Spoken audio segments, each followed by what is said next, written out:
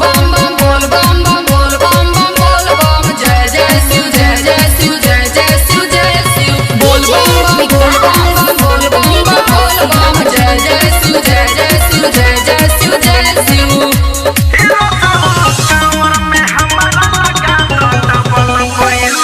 हर साल की भांति इस साल भी आप झूम रहे हैं और सुन रहे हैं धनंजय धड़कन को।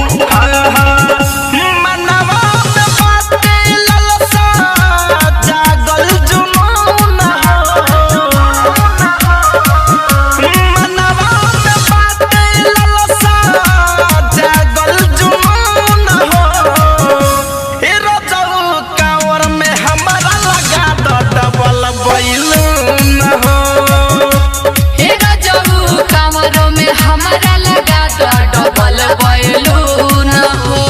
डीजे विकास रीगा सीतामढ़ी। बोला बोला देवघर वाले बाबा की। रिकॉर्डिंग बाय केसीबी म्यूजिक ढाका।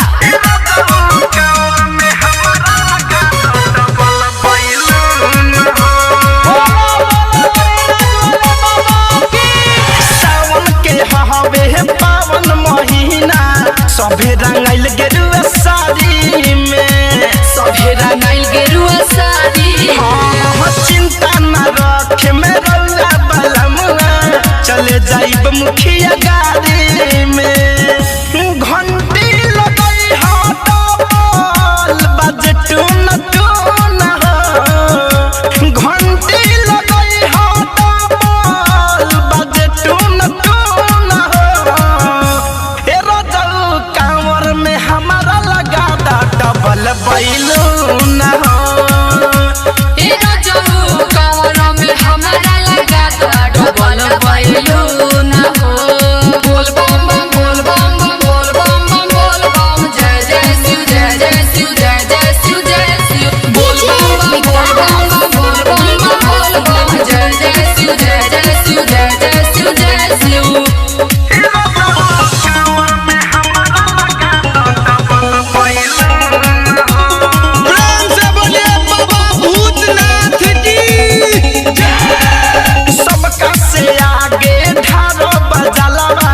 लागल बा मनवा में लालसा हो।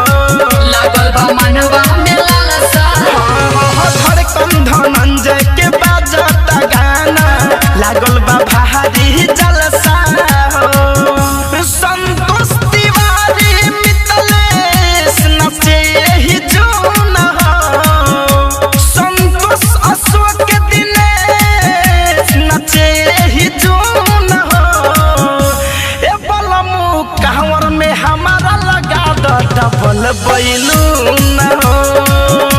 हे गजरू कांवर में हमारा लगा दो डबल बैलून हो।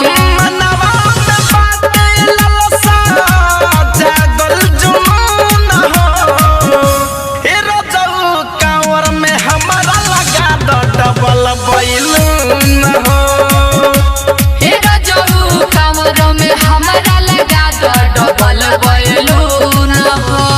Recording by KCB music Dhaka.